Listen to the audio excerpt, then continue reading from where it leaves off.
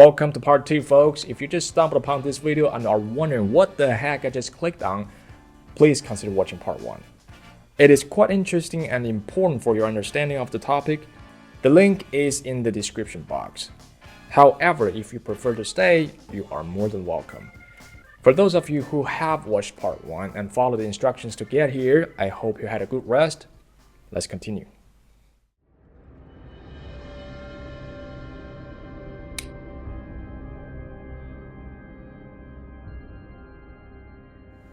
After 268 years of isolation, Japan rose to power again. It went through a bloody reform. Anyone who opposed the reform, be that nobles, shoguns, royals, or samurai, was purged.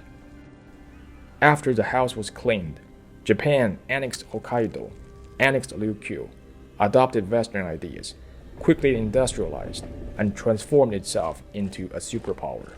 From the heavenly emperor to the earthly prostitute, everyone wanted the same thing: a new Japan. China and Korea were left in the dust. Merely 7 years after the 1887 Sino-Korean demarcation, Japan launched its first attack on the Asian continent in almost 3 centuries. This time, the victory was so overwhelming that Japan won every battle, destroyed much of Pyongyang, annihilated the best fleet in China, and took Taiwan and Liaodong. For the first time in history, Japan dominated East Asia. But Japan was not unchallenged. After the Qing Empire lost the war, the Russian Empire decided to come in from 2 fronts. They first forced the Japanese to give up Liaodong in 1895 and set up its own naval base there instead. 2 years later, they built a railway network in Manchuria. Koreans found themselves sandwiched between the Japanese and the Russians. A succession of assassinations and coups took place, which led the last ruler of the kingdom to declare the end of the 5-century-old Joseon Kingdom. With some Russian help in 1897, he proclaimed the establishment of the Korean Empire. The Korean Empire had a very short life, only 13 years, but it still managed to achieve a number of things, and one of them was bringing Gando into the Korean territory. With the Russians on their side, the Koreans decided to give this Gando issue another shot. So they confronted the Qing government, saying that since Gando borders the Russian Empire too, Russians should come over so that all 3 of us could demarcate this border. And sure enough, within 3 years, the Russians came with an army. In October 1900, Russia sent 177,000 troops and captured Manchuria in the name of restoring order and protecting the Russian railway. The Russians and the Koreans reached an agreement to jointly manage Gando, snatching it from the Qing Empire.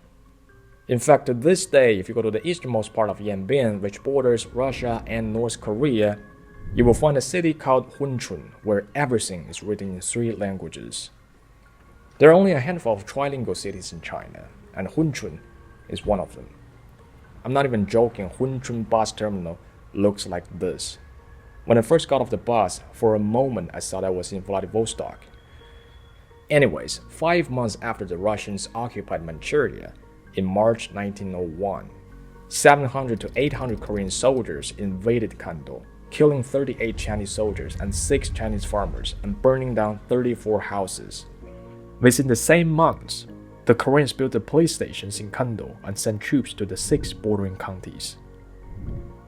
With the Russian army stationed in Manchuria, the Qing government couldn't do anything about it.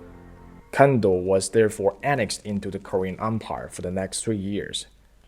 This is a map of the Korean Empire, and you can find Gando included right here. The Korean occupation of Gando didn't last long though, and it has something to do with the Russians. Something had gone wrong. You see, in April 1902, under increasing pressure from the United Kingdom, the United States, Japan, and of course the Qing Empire, Russia reluctantly agreed to pull its forces out of Manchuria. But when it came to territory and control, the Russian government wasn't always so good at keeping its word. Because despite assurances that they would leave Manchuria by 1903, the Russians only sent back 70,000 troops and then completely stopped withdrawing. Instead, the remaining 100,000 Russian soldiers began settling in and fortifying their position, digging trenches and building fortresses. But the country that was most annoyed by this was in fact not the Qing Empire. It was Japan. Because despite the fact that Korea was now an independent empire and Manchuria was still part of the Qing Empire, in reality these two territories were just colonies to be. The only question was who got to colonize them, Russia or Japan. Seeing Russia didn't withdraw its forces, Japan started negotiating. In 1903, Japan proposed giving Russia control over Manchuria in exchange for Japanese control of Northern Korea. But Russia refused to give up control of Northern Korea. After rounds of failed negotiations, it dawned on Japan that Russia wasn't interested in settling issues with Japan at all. Russia was buying time for its superweapon to be completed, the Trans-Siberian Railway. Once the Trans-Siberian Railway was completed, loads of supplies, ammunition, and reinforcements would be flowing non-stop into Manchuria, and defeating the Russians would become mission impossible. The Japanese knew their time was running out. They must take action now. So on January 13, 1904, Japan gave Russia one last chance and made the same proposal again: you take Manchuria, I take Korea. By February 4th, no word had been received from the Russians. 2 days later, on February 6th, Japan severed diplomatic relations with Russia. Within 48 hours, at Port Arthur, the Japanese fleet opened the war unannounced. The Russo-Japanese War lasted 1 year, 6 months, and 4 weeks. The victory was overwhelming for Japan. It occupied Korea, recaptured Liaodong, and sank most of the Russian fleet. The same year the Russians were defeated, Japan deprived Korea of its diplomatic sovereignty, which means now the Japanese were also involved in Gando, and things took a different turn. In 1907, Japanese forces crossed the Tumen River and invaded Gando.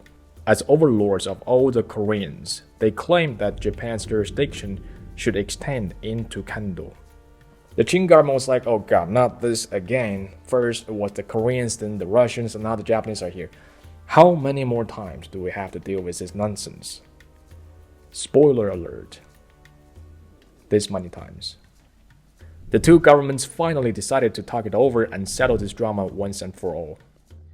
To the Japanese, Gando was nothing more than a bargaining chip to gain greater interest from the Qing Empire.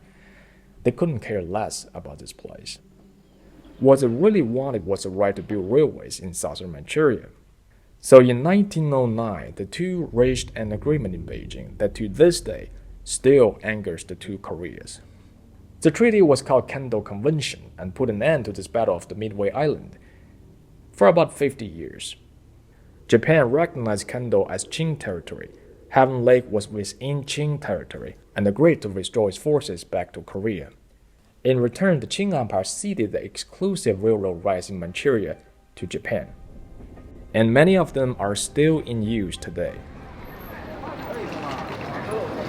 So for the people who have never been to Shenyang, it is easy for them to mistake this city for Tokyo. To be fair, it is kind of confusing because this station behind me, Shenyang Railway Station, looks just like Tokyo Station. Even the color is spot on. Because this station behind me was in fact built by the Japanese over 114 years ago. Its first builders, though, were Russians.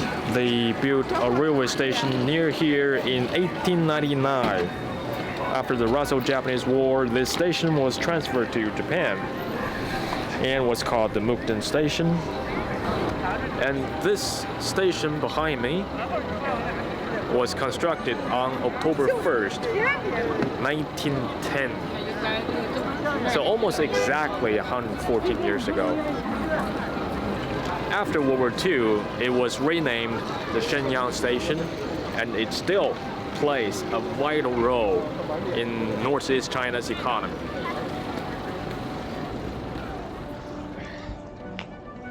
Here is the inside of Sixiang railway station.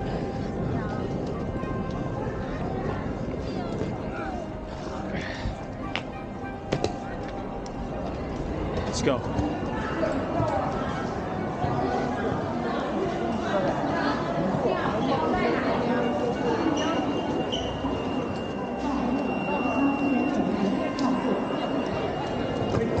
Alrighty.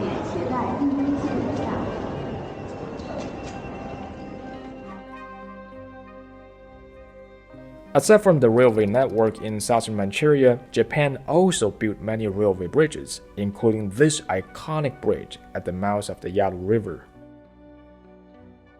Behind me is the Yalu Broken Bridge.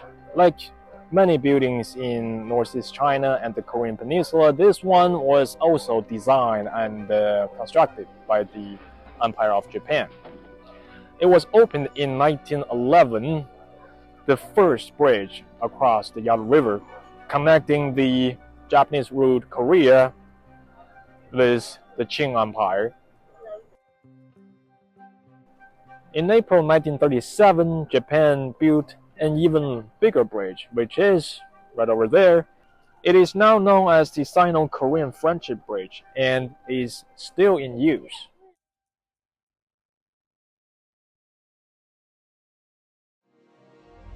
One year after the signing of Gando Convention, Japan annexed Korea. 2 years after Korea was annexed, the Qing Empire collapsed. 5 years after the Qing Empire collapsed, the Russian Empire collapsed. By 1917, for the first time in history, the Empire of Japan became the only superpower in East Asia. And it had found its next prey, Manchuria.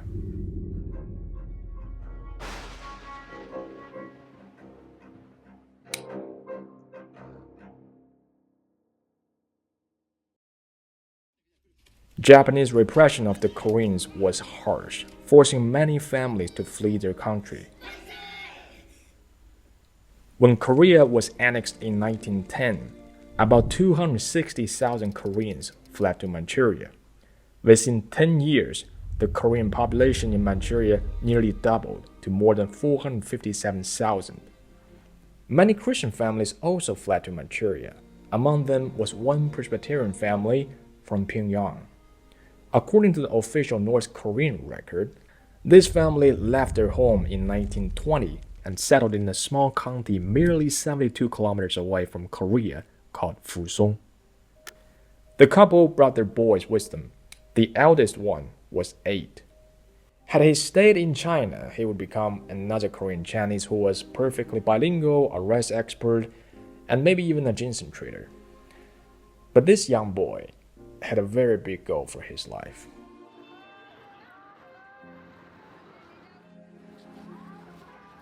Hello viewers, I am currently standing in front of an elementary school in Fusong County. And the school behind me might seem ordinary to you, but about 99 years ago, one of the most important human beings ever lived studied here for over a year. Ladies and gentlemen, I welcome you to the Fusong Experimental Primary School, the very school where Kim Il-sung studied. By the way, in case you're wondering, Kim Il-sung spoke perfect Chinese. Some even claim his Chinese was actually better than his Korean. Yeah, wrap your head around that. So after finishing elementary school in Fusong, Kim Il-sung went to a military academy for less than a year, and then he moved to Jilin City, about 300 kilometers north of Fusong, and attended the school behind me, Jilin Yuwen Middle School. Yuwen Middle School was founded in 1917. And interestingly, in the 1920s, a lot of prominent Chinese intellectuals taught here. And this school quickly became the center of all sorts of left-wing activities. Kim Il-sung attended here for 2.5 years, starting in 1927. He was absolutely penniless while he was here and lived in a very cheap dormitory owned by a church around here. His father had passed away by then, so he had to live on his mom's very modest earnings. That's Kim Il-sung right here. Famous alumni, Kim Il-sung. But despite being poor, Kim Il-sung was a very active student. And in the spring of 1929, he was arrested for his anti-Japanese activities and was expelled from here. 2 years after he was kicked out from here, Kim Il-sung joined the Chinese Communist Party. And the rest is history. So in some ways, this school behind me made Kim Il-sung. As more and more Koreans fled the country, Manchuria quickly became the center of the Korean independent movement. From the 1920s to the early 1930s, Korean fighters gathered here and fought the Japanese, and a lot of fighting took place in Gando.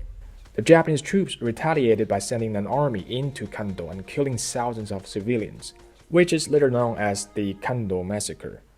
There is a museum for it in Yanbian, and the museum is actually inside the former Japanese Consulate General of Gando.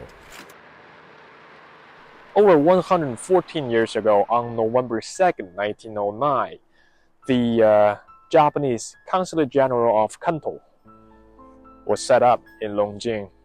And the Japanese started, bossing around people in this region as well. And the local Koreans didn't enjoy that, obviously. And within 2 years, the Koreans set it on fire, along with 90 Japanese houses in this region. In 1919, the consulate was burned down again by the angry Koreans. And 3 years after the second fire, a third fire broke out here. And the consulate we see now was rebuilt after the third fire in 1922 and was completed in 1926, so about 98 years ago. Japan was well aware of this anti-Japanese sentiment in its colonies, so to dilute such sentiment, it came up with a plan to turn the Chinese and Koreans against each other. It was almost effortless for Japan. All it needed to do was always be on the Korean side. And it worked. Through propaganda, Japan successfully aroused hate and anger between the Chinese and the Koreans. However, in 1930, at the height of the race war, when hundreds of Koreans were killed in China and hundreds of Chinese were killed in Korea, one organization rose above nationality and race and united the Korean and Chinese fighters under one ideology. 1930 was the year that the Korean Communist Party merged into the Chinese Communist Party. 1 year after the merge, a 19-year-old who had just dropped out of high school joined the Chinese Communist Party, and the rest is history. Japan occupied Manchuria in 1932 and formed the puppet state Manchukuo. 2 years later, the Manchukuo government combined Yanji, Wangqing, Helong, Hunchun, and Antu and established the Gando province. Now this region was officially part of the Empire of Japan. There was no reason for Japanese to have a Consulate General of Japan in here anymore, so in 1937, the Japanese closed it. So this place was abandoned for quite a while before it was converted into a medical school. And after the war, this building continued to be the government office building until 2016 and has now been converted into a museum. All the trees you see in this place are from 114 years ago. Impressive, right? They're still living. All the people are gone, but the trees survived. The buildings like this survived. See all this little Japanese garden? Also left by the Japanese. And that is a very Korean looking government building. And just less than 200 meters, you see a Japanese office from 100 years ago. Until the end of the war, millions of Japanese settled in Manchukuo. And after all these years, you can still find a lot of their buildings left here. Some are broken, some are still in use.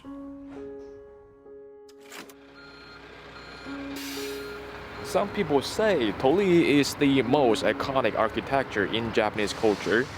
And here's one behind me, deep in the campus of Shenyang, Beihua Science and Technology School. This one was built in 1940s, the very last years of World War II. The shrine behind it was completely demolished decades ago. And as you can see, this torii is in a bad shape.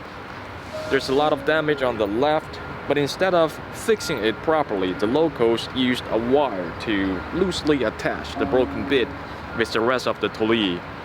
Because after all, for Chinese authority, restoring this is never the intention.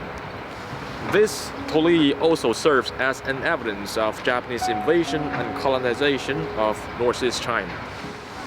And according to the locals, I just talked to a few of them. They said there's another one just like this inside the school.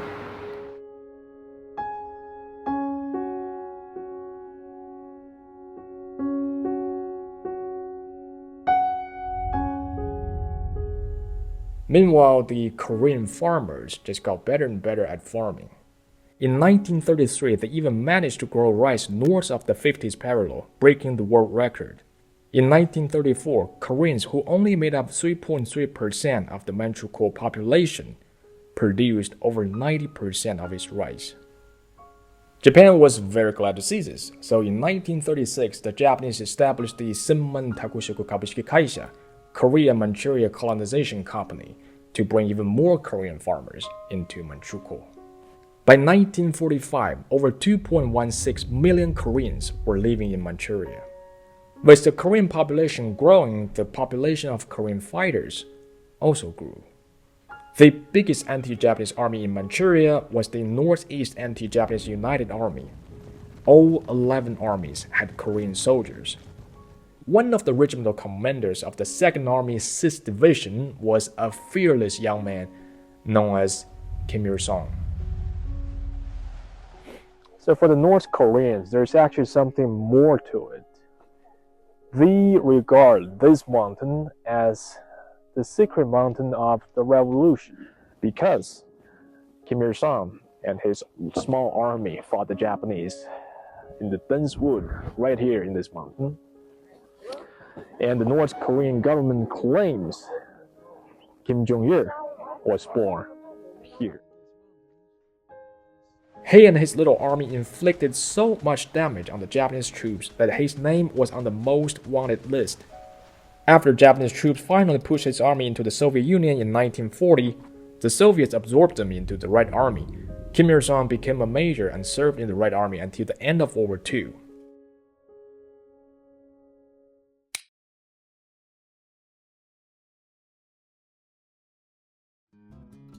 There are a lot of Koreatowns in the world.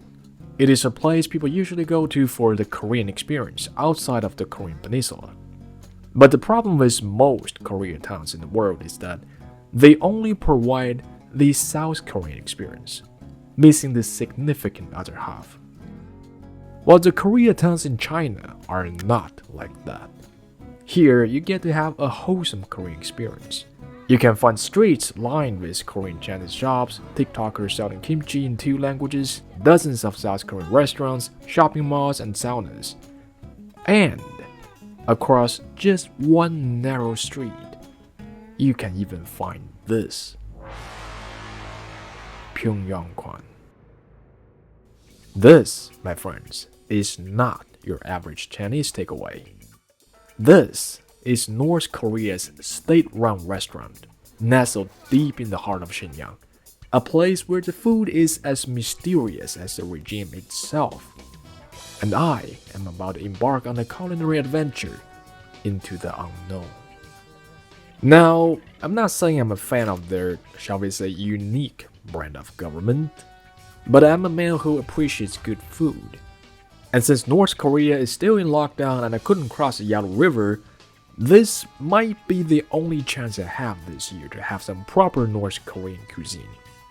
Besides, I've heard the waitresses at this restaurant are all exceptionally beautiful. As a very inquisitive person who enjoys conducting research on site, I genuinely wanted to see if this is true. So, to save Mythbusters some time on this one, I decided to go check it out myself. I obviously can't show you their faces for safety concerns. However, my reaction should be enough to convince you that their beauty is not a miss.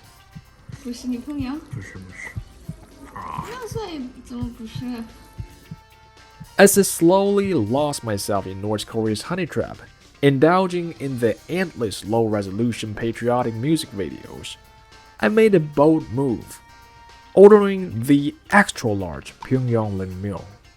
In case you are a stranger to this dish, here's a clip from 2018 Inter-Korean Summit when the leaders of the two Koreas were having it side by side. By the way, that was the first time since the end of the Korean War in 1953 that a North Korean leader entered South Korean territory. It was a historical moment, and this was the main dish. And here it comes, in a container that vaguely resembled something between a trophy and the Holy Grail. And it was indeed extra large. I don't think I've ever seen this much naengmyeon before. Let's dig in. Whew, it is cold. This ain't bad at all. The noodles are cold and springy, the broth is sweet but refreshing, and those little slivers of radish, they add a nice crunch. But where's the real challenge? Where's the drink that will separate the man from the boys? Now this, my friends, is Taedonggang, North Korea's finest brew, or so they say. Let's see if it lives up to the hype, or if it's just another state-sanctioned swill. Crisp, clean, a touch malty. Not your typical mass-produced lager, that's for sure. Maybe they do get something right occasionally. Despite being distracted by the hot waitresses from time to time, I steeled myself and attacked the noodles again and again. It was difficult, but I was fueled by a mix of stubbornness and a misplaced sense of pride. By the time I finished the whole thing, my stomach was making noises like a malfunctioning tractor. The Yalu River may have bested me, but I have certainly bested Pyongyang Naengmyeon. So would I recommend Pyongyang Kwan? Depends. If you have an adventurous palate, like your beer with a side of intrigue, enjoy mildly revolutionary music, and want your waitresses all from Pyongyang, then dive in. This place certainly broadened my horizons, proving that even the most isolated corners of the world can offer unexpected delights.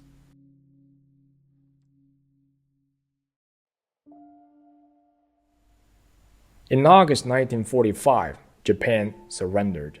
The empire dissolved and simply became the state of Japan. Out of the 2.16 million Koreans living in Manchuria, 700,000 returned home. Contrary to most places in the world, peace didn't return to China for another 4 years when the Communist Chinese won the Civil War in 1949. During the war, local Koreans allied with the Communist Chinese. Over 63,000 ethnic Koreans joined the forces and fought against the nationalist Chinese from Manchuria all the way to Hainan. After the establishment of the new China, to reward the contribution they made in resisting both the Japanese and the nationalist regimes, Koreans were officially recognized as one of the 56 ethnic groups in China. Gando province was renamed Yanbian Korean Autonomous Prefecture, and a few years later, Changbai Korean Autonomous County was also established. As things were finally cooling down in China, the Korean peninsula was heating up.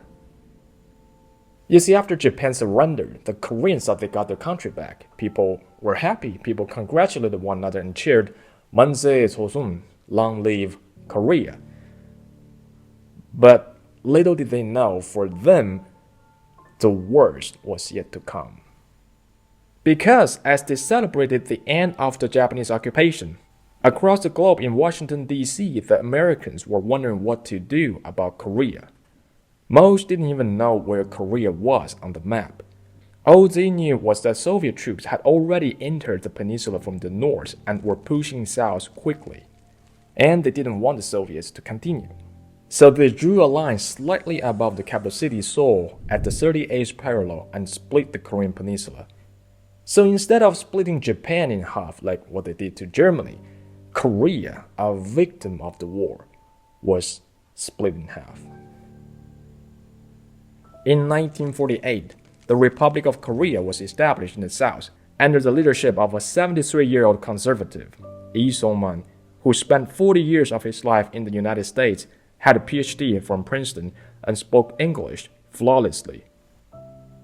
Within the same year, the Democratic People's Republic of Korea was established in the north under the leadership of a 36-year-old anti-Japanese fighter, Kim Il-sung, who spent 26 years of his life in China and the Soviet Union and spoke Chinese flawlessly. Being the extreme opposite of each other in every way possible, the two only had one thing in common. Neither of them was Korean enough to rule Korea. Yet they both claimed to be the only legitimate leader of Korea.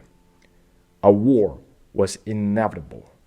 And that was exactly when the Soviet Union and the United States believed it was time to go home.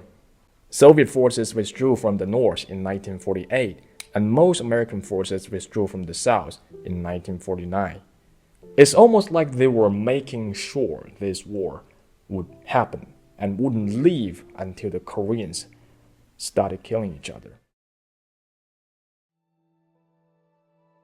Before dawn on Sunday morning, June 25, 1950, Kim Il-sung's troops stormed across the border. His army quickly captured Seoul and swept southward until all that was left of South Korea was a pocket around Busan. Then, in September, the Americans showed up at Incheon with 40,000 troops, reversing the war. After recapturing Seoul, American forces and its allies then crossed the 38th parallel, invaded North Korea in October 1950, and moved rapidly towards the Yalu River. China was alerted. A lot was going on in the Chinese authorities' mind. What if the Americans don't stop at Yalu River and instead cross over? What if the North Korean forces are wiped out completely? Would they try to take over Manchuria as well, just like the Japanese did in the past? You see, those were some serious questions, and China was deeply worried.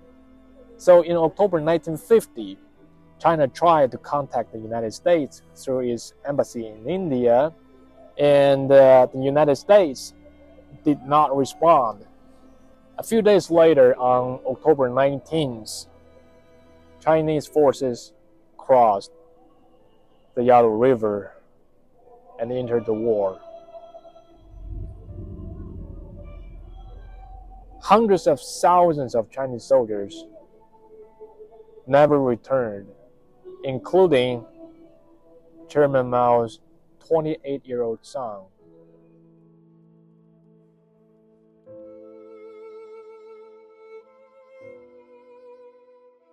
Originally, the broken bridge consisted of 12 trough spans, supported by the stone foundation in the riverbed.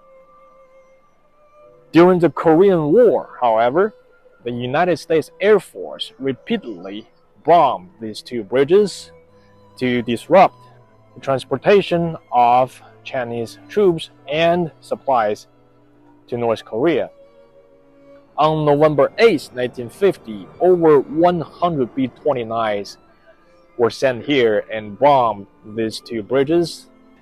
6 days later, another 34 bombers attacked here, killing hundreds of North Korean civilians who were on the bridge trying to flee from the war, and countless people drowned in the icy Yalu. In the end, the United States severely damaged the bridge behind me, except for the 4 spans on the Chinese side. From then on, it became known as the Yalu Broken Bridge. The bridge was never rebuilt. The remaining 4 spans on the Chinese side were transformed into a walkway, a historical site, and a wonderful place to see North Korea.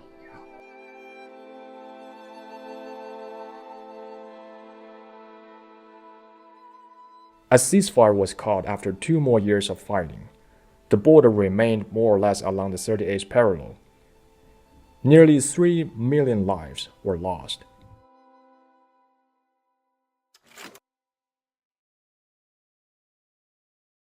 After the war, before China could catch a breath and reconstruct its economy, North Korea demanded a demarcation.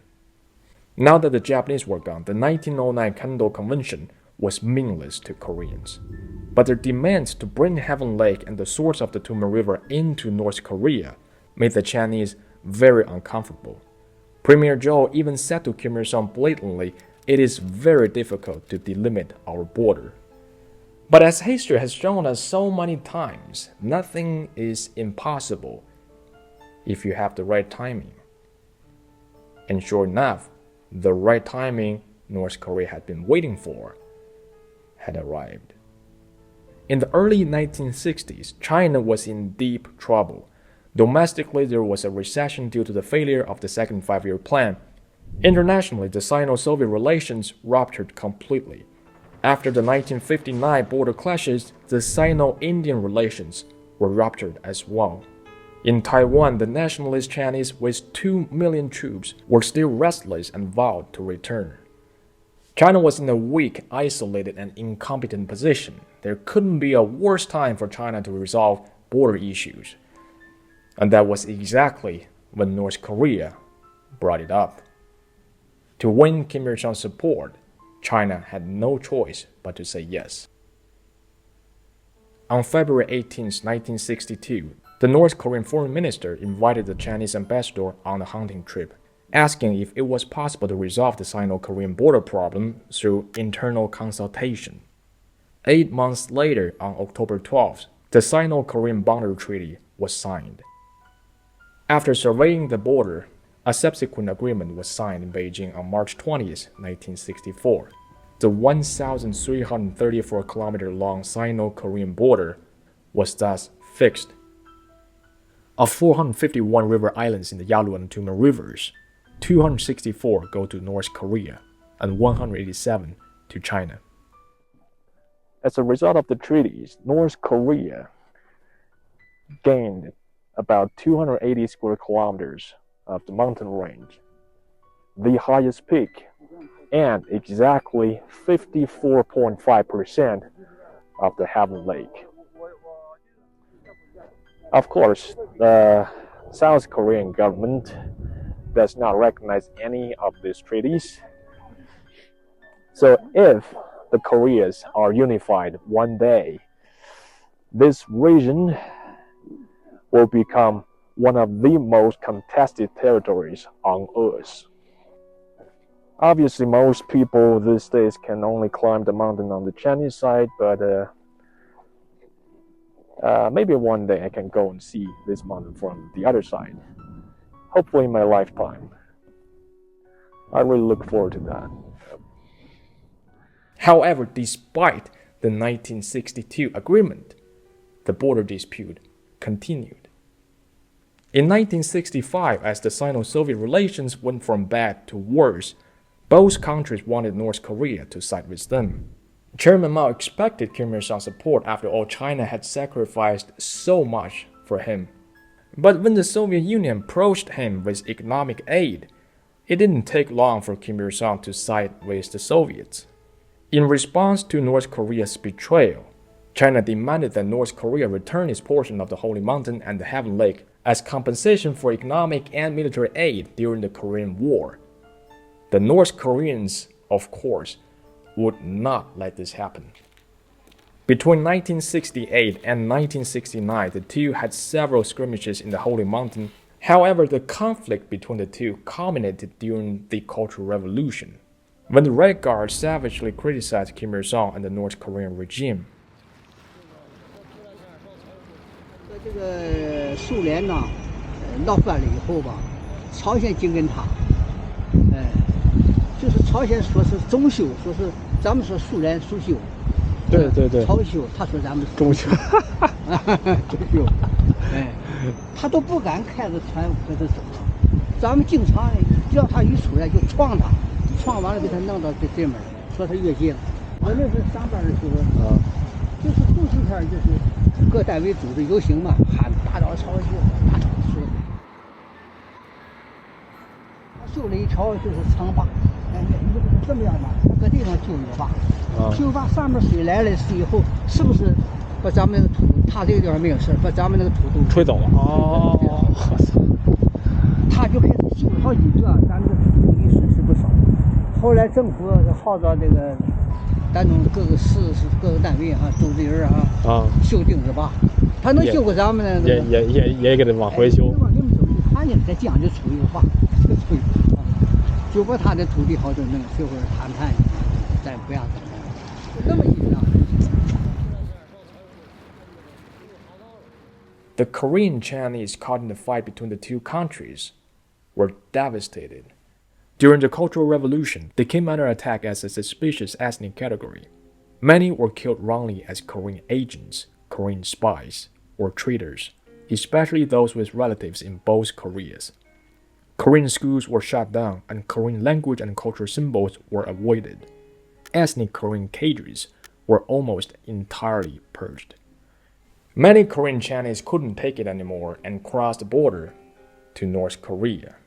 The North Korean government in response built reception stations along the border and arranged jobs for them, which encouraged even more Korean Chinese to flee. But three events that happened in 1969 were going to end the tension between the two. In March, clashes broke out on the Sino-Soviet border. The Soviet Union sent over 1 million troops to the Far East, ready to go to war with China.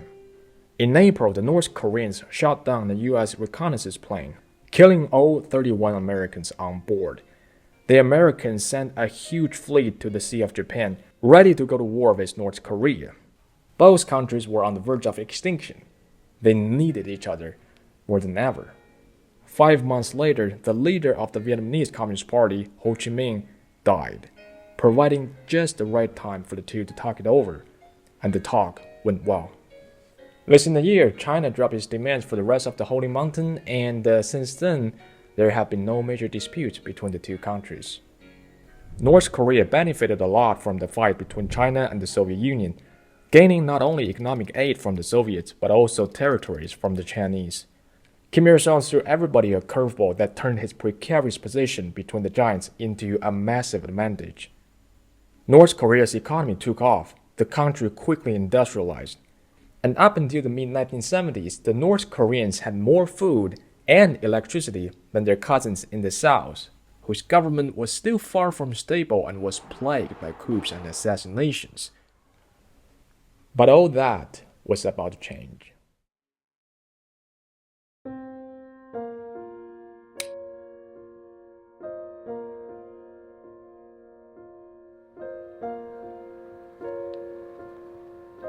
If you have the chance to be here on this border between China and North Korea at night, the first thing I recommend is to look up at the sky. It doesn't matter what time of the year you arrive, you're gonna find some of the most unforgettable moonrises in your life. It's lonely, cold, and has this sadness that sometimes I find too pretty and too painful to watch. In the olden days, the night sky in North Korea wasn't like this.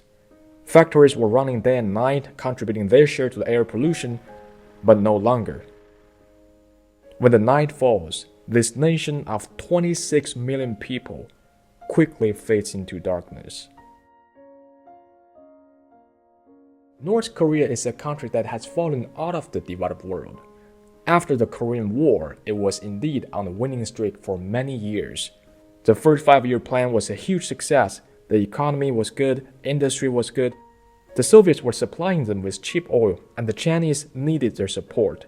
Kim Il-sung and North Koreans were overjoyed by these achievements and were determined to become self-reliant. The young leader then did something unprecedented. He combined Stalinism, Confucianism, and Christianity to create a personal cult, becoming a leader, a father, and a god to his people. Our revolution was pioneered by President Kim Il-sung, the great leader of our people. He's really the great son of the nation. He provided us with all happy conditions to live. And the expression of the reverence to the great leader is the portrait we are now pinning in our heart. It is, we want to be with the great leader Marshal Kim Il-sung all the time. In many ways, the North Koreans were the happiest people on earth. They lived in this one only Confucian communist divine dictatorship, surrounded by care and love from the Almighty Party, and were looked after by a god. They believed all the other communist countries had their spirits diluted and poisoned, but not theirs. Their past was pure and perfect.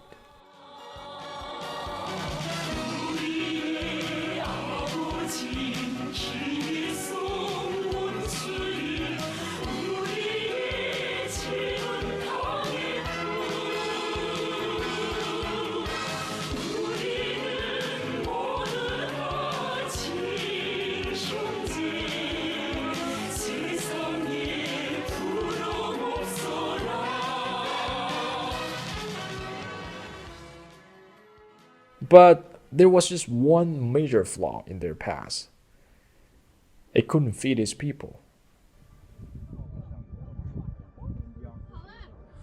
Okay, I think I finally found the perfect spot to film North Korea without actually being there. The Chinese city over here is called Tumen, the same name as this river, and that North Korean town over there is called Nanyang Workers District. About 6,000 people live in those apartments. As you can see, the Tumen River is quite shallow and narrow in this spot. In dry seasons, such as winter or autumn, anyone, even a small child, can cross it within minutes. And back in the late 1990s and the early 2000s, North Koreans crossed it every single day. Most of the time to beg for food, sometimes to steal food, sometimes to smuggle, mostly for food, and sometimes to rape and kill for food. While I'm here, I'd like to walk you through what exactly happened to North Korea in 1990s and how it led approximately 150,000 North Koreans to sneak into China. As you can see, North Korea has a mountainous terrain, and only 22% of its land is considered arable. And the weather here is so harsh that most of the land in this country is frost-free for just 6 months, allowing only one crop per year. So North Korea has never been self-sufficient in food production. In the past, it relied on foreign aid to supplement its domestic food production. Both China and USSR helped North Korea with its agriculture, and for decades, North Korea got cheap fuel and food from the Soviets. However, as the Soviets faced decline in 1980s, it stopped subsidizing its food and fuel and demanded North Koreans to repay the loans. As North Korea started its losing streak, China had just begun its winning streak. After Mao passed away in 1976, the Cultural Revolution ended.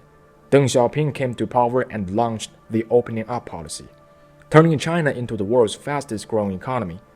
Eager to restore relations with the two Koreas and the Soviet Union, Deng paid a visit to Yanbian in 1983 and declared his wish of a swift and improved building up of the Yanbian Korean Autonomous Prefecture. Following his visit, Yanbian was reopened to the two Koreas and the Soviet Union. Between 1985 and 1988, more than 70 regulations were implemented to develop Yanbian. Its economy quickly took off. However, compared with what South Korea had achieved, China was still in the dust. Despite the temporary turmoil brought about by a series of coups, the generals made some decisions that greatly benefited the country during the nearly 4 decades of military rule.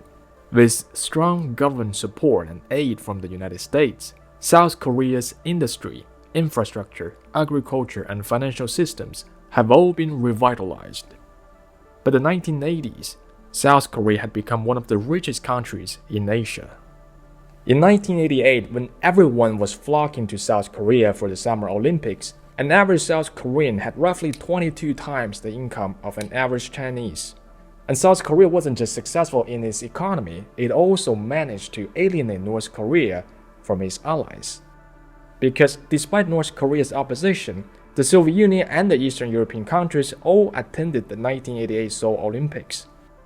Within 2 years, some of North Korea's closest allies established diplomatic relations with South Korea, including its biggest patron, the Soviet Union. And a year later, in December 1991, its biggest patron dissolved. After the dissolution of the Soviet Union in 1991, aid was cut off. After the Soviets were gone, China became North Korea's biggest patron, providing 3/4 of its fuel and 2/3 of its food imports. However, the Chinese were facing domestic inflation, and this aid to North Korea was clearly unsustainable.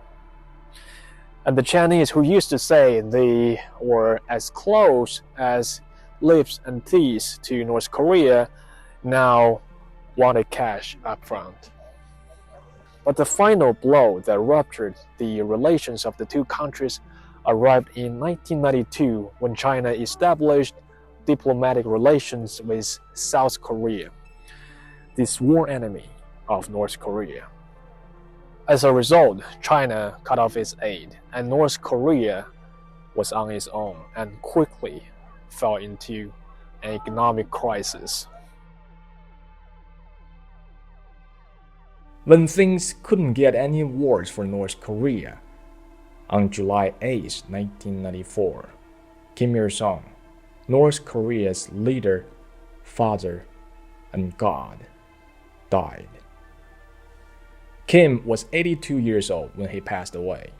He outlived Stalin by over 4 decades and Chairman Mao by almost 2 decades, and remained in power during the terms of office of 6 South Korean presidents and 10 American presidents. But still, that wasn't long enough, because he died at a time when his people needed him the most. After he passed, North Korea went straight to hell. Between 1994 and 1996, food production fell by 60%, and fuel imports fell even more. The electricity stopped. And without fuel, coal, and electricity, winter in North Korea was absolutely deadly. To survive the cold and produce more food, the farmers had to cut down every tree in the nearby mountains for fuel and began clearing land to farm. But just look at those mountains over there. You can hardly see any trees. All of them were chopped down in the 1990s. And in some regions, I saw farmers farming literally on the mountain top. It was pure insanity. And that's how desperate the situation was and still is.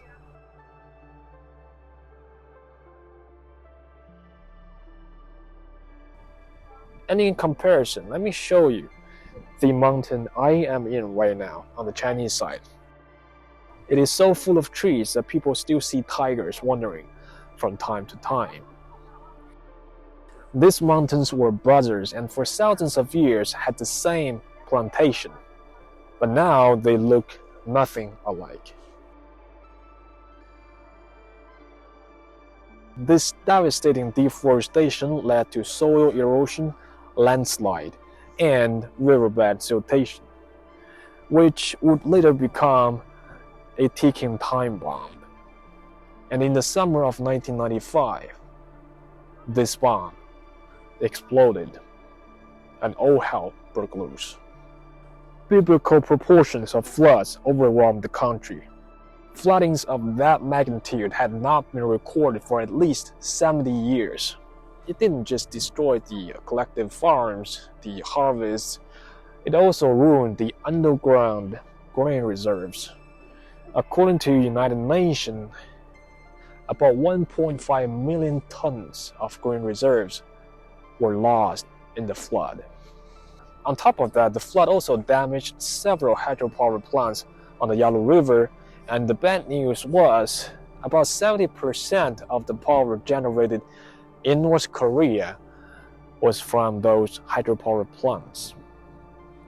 Nationwide power shortages also crippled the railway system, which was and still is almost entirely dependent on electric power. So sending food, doctors, and other supplies from one city to another was becoming very, very difficult. All this, coupled with government's failure to respond effectively to the crisis, led to the famine in the mid-1990s, and that was when the defection began. The North Korean leadership officially refers to the famine as Kunane Hengun, the arduous march. Yeah, whatever that means. Well, nobody knows exactly how many people died in the march, but it is estimated that at least 500,000 North Koreans starved to death. The crossings took place on both the Yalu River and the Tumen River, but the vast majority occurred in these three locations: Musan, Huiliong, and Onsong, where the Tumen River is at its narrowest and shallowest. And there are several Korean Chinese villages nearby where defectors could seek help. Within 10 years, from the mid-1990s to the mid-2000s, it is estimated that over 100,000 North Koreans sneaked into China through these three locations. North Korea's punishment for the defectors was and still is unbelievably harsh. Many locals and mad shared with me what they had witnessed. 朝鲜人他妈有偷渡过来抓了以后，用铁丝子串着锁骨，把锁骨给串进去，带着往那走。那全家受株连，那都是胆大的，饿的实在受不了了。胆小的只能是等着饿死。在土门整了一个收容站，完了合龙、龙井那边都有，就是过来反正一有举报抓住了，就往收容站送，攒到一定程度遣送回去。亲近的行定亲近完，这亲戚就好说话点是吧？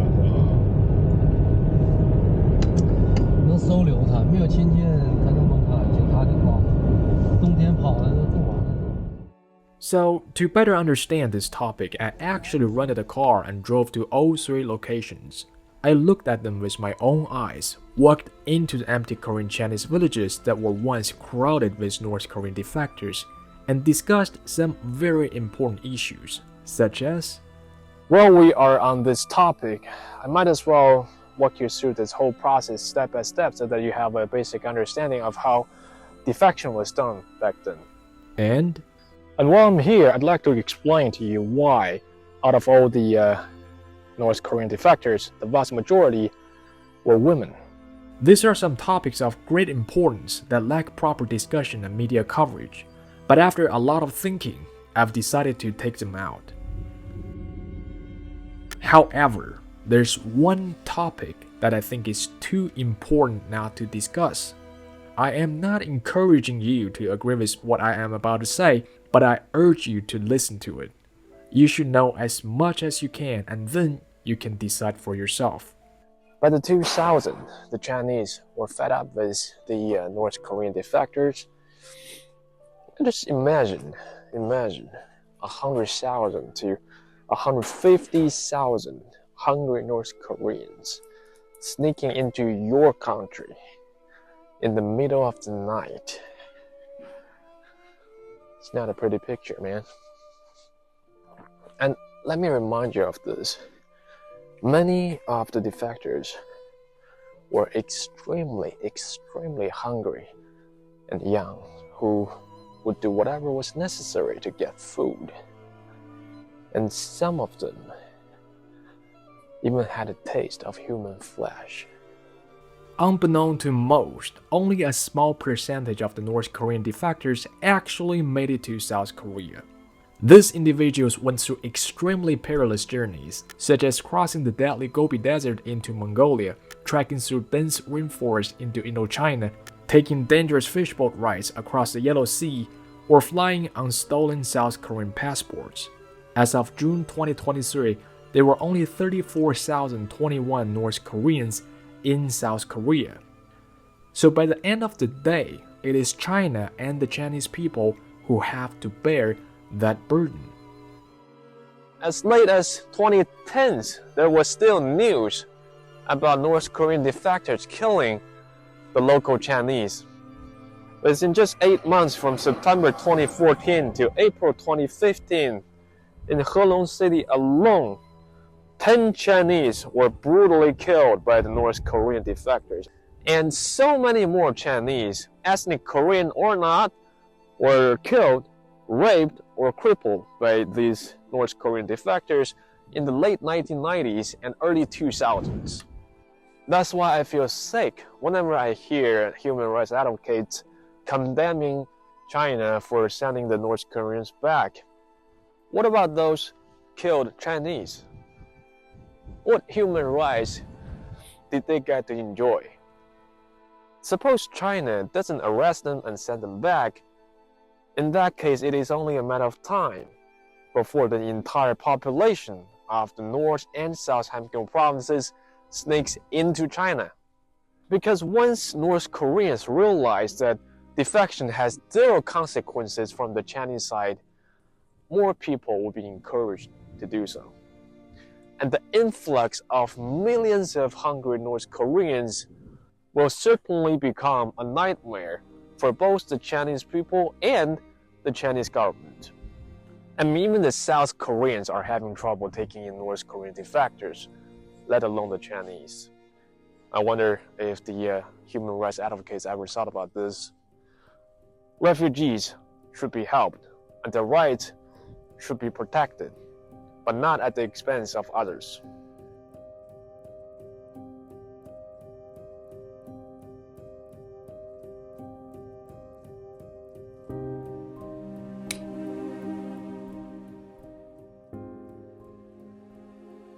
At the time the North Koreans were pouring into China, the Korean Chinese were leaving China.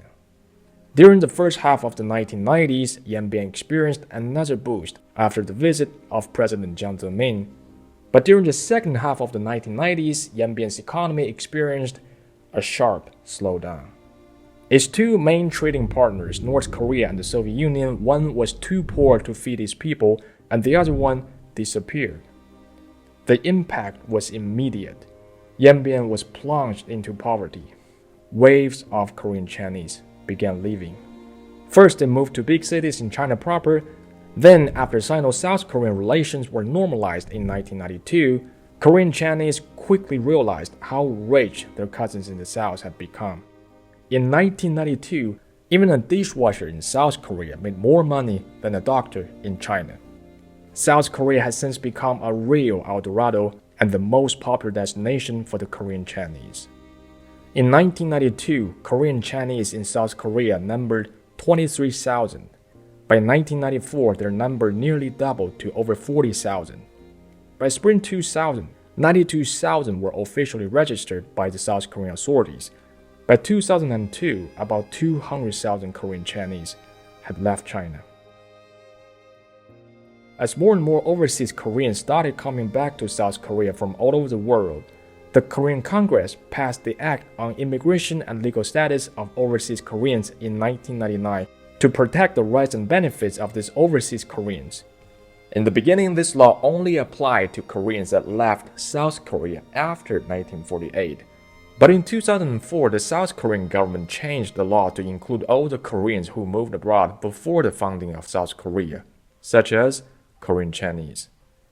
With the law rectified, even more people left. According to the Chinese census in July 2020, 42% of the Korean Chinese, close to 800,000 people, live in South Korea, with another 100,000 living in Japan. There is even a large Korean Chinese population in North America. Their superb language skill has proven to be an asset. Even today, if you walk around Yanbian, it is still common to see ads for all sorts of overseas job opportunities. During the pandemic, I even saw an ad saying they could help workers avoid South Korean quarantine. It sounded pretty sketchy to me. But aside from those broken, empty houses, the most visually shocking evidence of their departure is actually lying in the field. The rice paddies, the pride of the Korean Chinese that once dominated Yanbian, have largely been replaced by the less labor-intensive cornfields. But things in South Korea are not all good. In many ways, South Korea is a disillusionment for many Korean Chinese. Behind a successful economy is a culture and social existence that is quite different from theirs. The Korean Chinese have never found themselves treated as real Koreans. North Korea, on the other hand, only brought them greater disillusionment. Nowadays, family ties are the only thing that still connects them with North Korea. Being the only group of people on Earth that could move freely into each of the two Koreas, the Korean Chinese have become increasingly disillusioned. Their double identity and the contact they have had with two Koreas give them a much more pragmatic vision of the peninsula.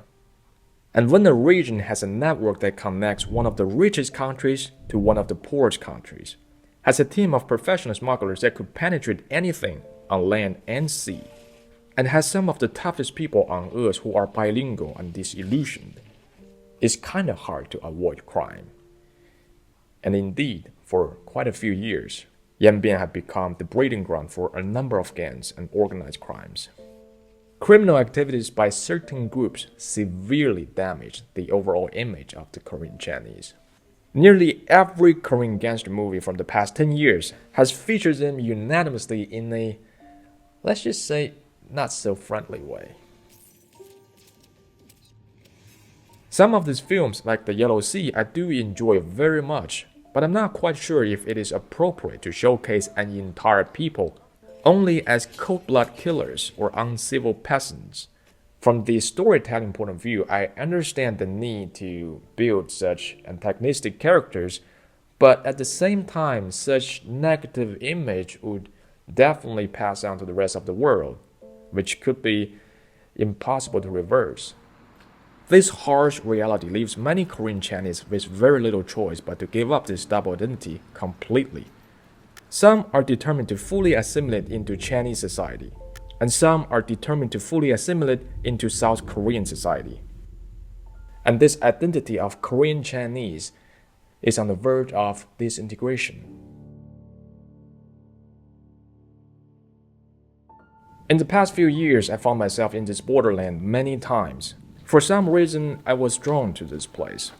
When I was not there, I found myself thinking about it constantly. its complexity, its history, its food, the Heaven Lake, that temple deep in the woods, fancy ski resorts, hiking trails.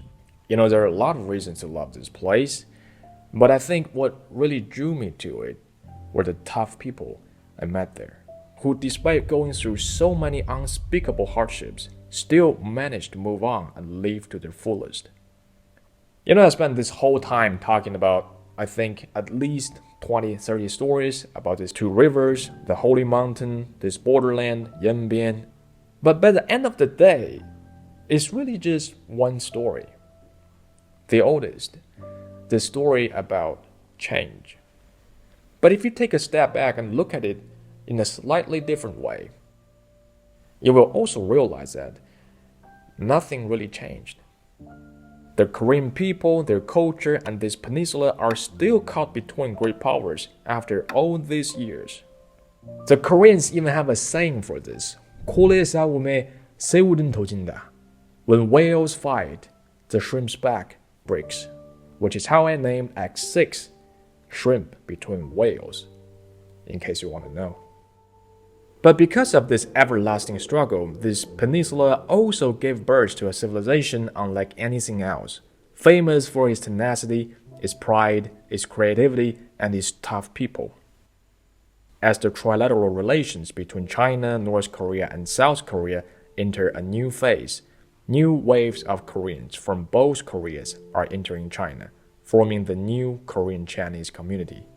China is now the country with the biggest North Korean population outside North Korea. South Koreans, on the other hand, make up the largest single foreign group in China. As for what roles these newcomers are going to play in the future and what history they're going to make, nobody knows. Alright, that's it. That's the end of it. I know it's a lot to take in, but I'm afraid that's the best I can do. I've been to many amazing places in my life, but I'd say this borderland spanning from Liaodong to Yanbian is my favorite. So before I end this episode, I'd like to encourage anyone who is interested in this place to go check it out. It's got the most fascinating culture and the friendliest people. Another story that I also find fascinating is the Tibetanization of Mongolia. If you want to know about the saga between the two deadliest plateaus in Asia and how Mongols were Tibetanized, you can watch it here. And you know what? Korean Chinese are not the only people living on the borderland. There's another group of people known as the Russian Chinese living on the borderland between China and Russia. Most people in China and Russia don't even know their existence, and they are quickly disappearing. If you want to know more about them, you can check out this 3-part documentary I made. Thank you so much for tuning in. Subscribe if you're not already, and I will see you in the next one. Cheers.